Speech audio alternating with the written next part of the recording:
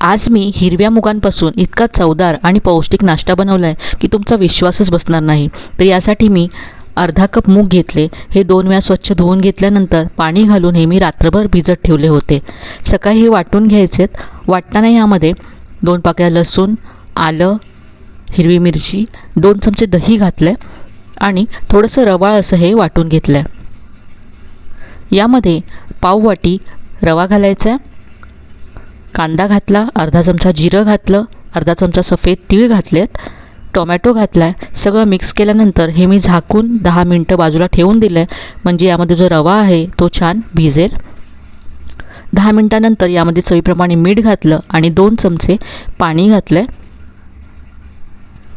पाव चमचा यामध्ये मी बेकिंग सोडा घालते, जो पूर्णपणे ऑप्शनल आहे।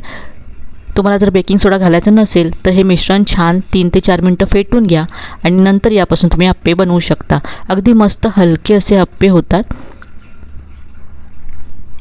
पौष्टिक आणि तितकेच चवदार असे हे मस्त अप्पे नक्की बनवून पहा। रेसिपी आवडली असेल तर लाईक करा आणि जास्तीत जास्त शेअर करा।